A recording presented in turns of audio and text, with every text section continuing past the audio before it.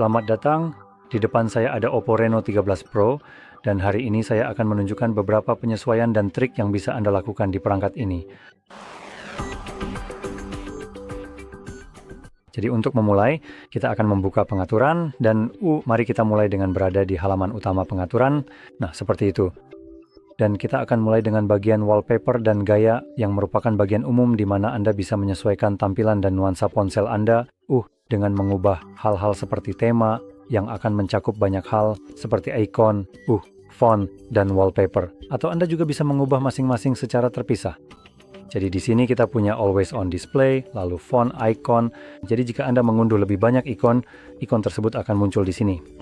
Anda juga punya pilihan menarik untuk menggunakan yang khusus, jadi Anda bisa memilih bentuknya, ukurannya. Mereka seperti melihat gambar di dalamnya.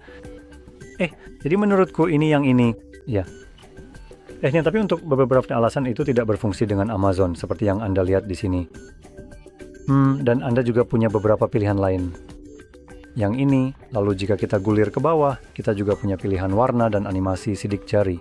Jadi warna mengacu pada warna aksen di seluruh perangkat, seperti misalnya warna biru di sini, atau berbagai macam warna campur aduk yang Anda lihat di halaman pengaturan utama. Anda bisa memilih dari beberapa opsi yang tertera di sini, atau Anda bisa menyesuaikannya dengan wallpaper yang sedang Anda gunakan sekarang, yang merupakan pilihan cukup keren karena bisa disesuaikan dengan apa yang sudah Anda miliki dan serasi.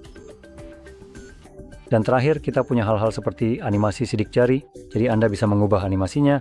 Anda juga bisa mematikannya sepenuhnya, tapi saya ingin menekankan, itu tidak akan menghilangkan kilatan putih tersebut. Kilatan putih itu ada untuk menerangi jari Anda saat menekan layar, agar sensor bisa mendeteksinya. Jadi sayangnya, Anda tidak bisa menghilangkannya meskipun Anda mau. Dan kita juga punya edge lighting, yaitu semacam pencahayaan notifikasi di bagian samping layar. Saat Anda menerima notifikasi, bagian samping layar akan menyala, dan hanya itu saja. Sekarang, kembali ke halaman utama pengaturan, kita bisa masuk ke layar utama dan layar kunci, dan di sini ada beberapa hal berbeda. Jadi, mulai dari dua opsi pertama adalah layar utama dan tata letak layar utama. Jadi layar utama memungkinkan Anda mengubah dari mode laci ke mode standar. Saya tidak suka nama mode ini, tapi ya sudahlah. Jadi, jelas Anda bisa menampilkan semua aplikasi di layar utama, atau Anda bisa menaruhnya di laci aplikasi yang bisa diakses dengan menggeser ke atas. Lalu ada tata letak layar utama, yang memungkinkan Anda menampilkan lebih banyak ikon dalam satu halaman, hanya saja ikon-ikonnya dikelompokkan sedikit lebih rapat.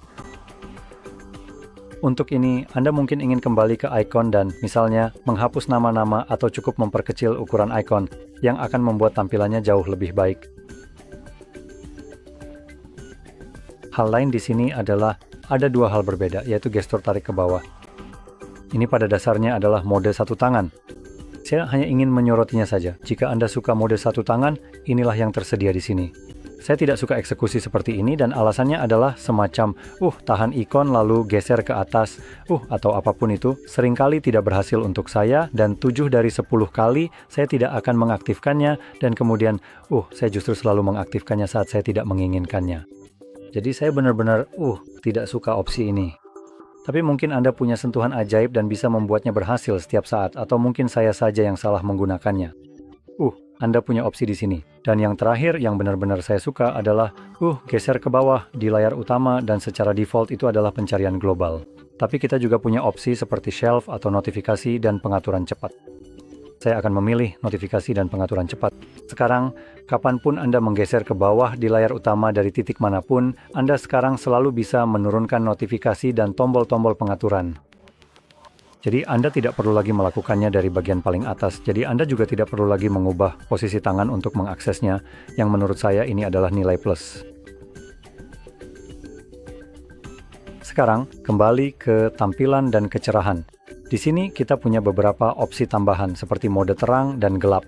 Ini bisa Anda ubah secara permanen, atau Anda bisa masuk ke mode penjadwalan dan mengaturnya agar beralih otomatis dari mode terang ke gelap, baik dari matahari terbenam hingga matahari terbit atau sesuai jadwal yang Anda tentukan sendiri. Dan selain itu, kita juga punya mode warna layar, yaitu saturasi pada perangkat Anda. Sekarang menurut saya Oppo memang cenderung memberikan warna merah yang agak berlebihan khususnya untuk warna-warna tertentu. Di sini memang agak berlebihan tapi tidak separah itu.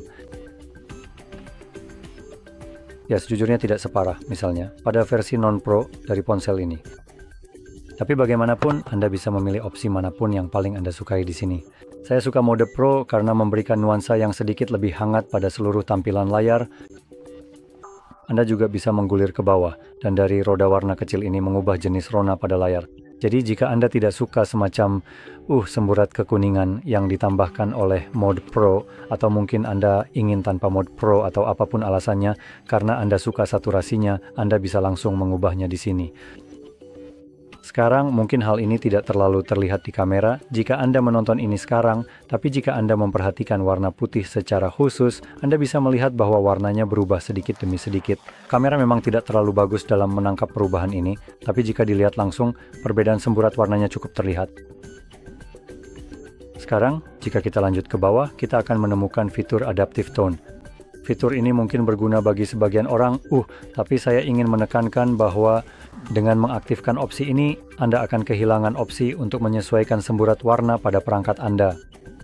Jadi alasannya adalah opsi ini, yaitu Adaptive Tone, berusaha menyesuaikan dengan lingkungan tempat Anda berada, kehangatan dan warnanya dengan menggunakan kamera, dan karena fitur ini melakukan hal tersebut, jelas jika Anda memiliki kontrol atasnya, itu bisa mengacaukan prosesnya. Jadi pilihannya adalah kita menguncinya sesuai keinginan Anda, atau Anda membiarkan perangkat secara otomatis mengubahnya sesuai dengan lingkungan tempat Anda berada. Seperti yang bisa Anda lihat, saya tidak yakin apakah ini terlihat jelas, tapi dengan lampu-lampu yang saya miliki di sekitar sini, ini membuat tampilan layar terlihat agak terlalu kekuningan menurut saya. Dan mungkin saja karena saya memang menggunakan lampu hangat di sini dan beberapa lampu lainnya. Jadi, salah satunya hanya cahaya alami. Saya rasa yang ini adalah cahaya alami. Yang di ujung sini warnanya jauh lebih hangat. Jadi mungkin ini sedikit mempengaruhi fitur ini. Sekarang, jika kita gulir ke bawah, kita juga punya resolusi layar dan refresh rate.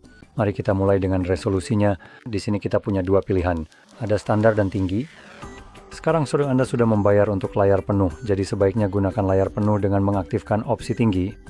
Tapi saya juga ingin menekankan, jika Anda mungkin tidak melihat banyak pilihan atau bukan pilihan tapi perubahan antara dua opsi ini, maka mungkin Anda ingin beralih ke standar, karena itu bisa memberikan daya tahan baterai yang lebih baik. Bahkan di sini tertulis masa pakai baterai lebih lama.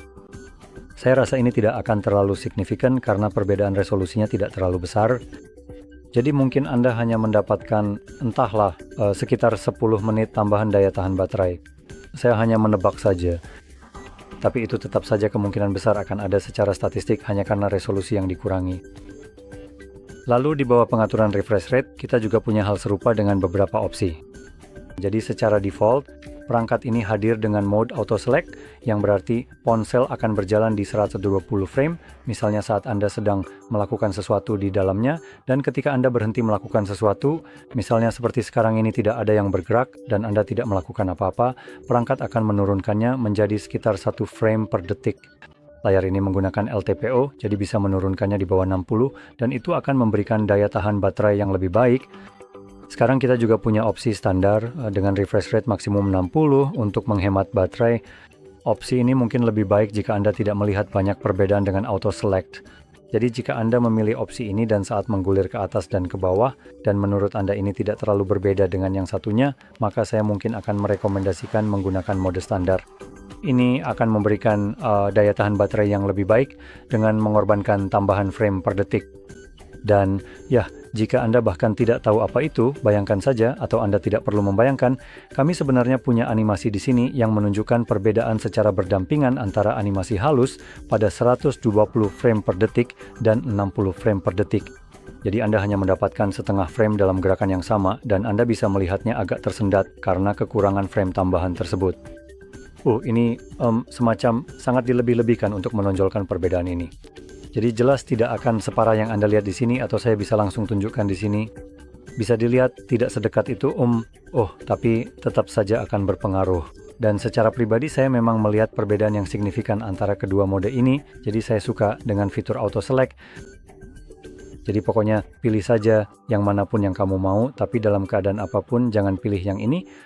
Karena ini akan membuat perangkatmu berjalan terus-menerus di 120 frame dan menghabiskan banyak baterai, padahal tidak perlu berjalan di 120 frame per detik. Jadi jangan gunakan opsi ini. Dan sekarang kita beralih ke notifikasi dan, seperti itu. Pengaturan cepat. Di sini kita punya status bar. Sekarang di opsi ini atau di bagian ini, kamu bisa mengubah misalnya gaya baterai kamu. Jadi kita punya beberapa pilihan seperti horizontal atau vertical loop dan jangan tampilkan. Richard ingin menekankan bahwa hanya yang horizontal yang akan menampilkan persentase di dalam ikon baterai. Setiap opsi lainnya akan menampilkan persentase di luar dan kamu bisa mematikannya. Dan kemudian kita juga punya semua tombol pengaturan di sini yang bisa kita matikan agar tidak muncul di sini. Jadi jika menurutmu ini terlalu ramai, kamu bisa mematikan sebagian besar dari tombol-tombol itu. Tidak semuanya, tapi cukup banyak yang bisa dimatikan agar tampilannya jadi lebih rapi. Dan kita juga punya ikon notifikasi di sini yang memungkinkan kamu untuk mengganti tampilan dari ikon itu sendiri menjadi hanya angka yang akan menunjukkan jumlah total notifikasi yang kamu punya atau bahkan tidak menampilkannya sama sekali di sini. Sekarang ini hanya akan mengubah tampilan area notifikasi di sini saja. Jika kamu menggeser ke bawah, notifikasimu masih tetap terlihat di sini. Jadi seperti itulah. Nah, itu tadi semua penyesuaian dan trik yang ingin saya tunjukkan kepadamu. Jika ini membantu, jangan lupa like, subscribe, dan terima kasih sudah menonton.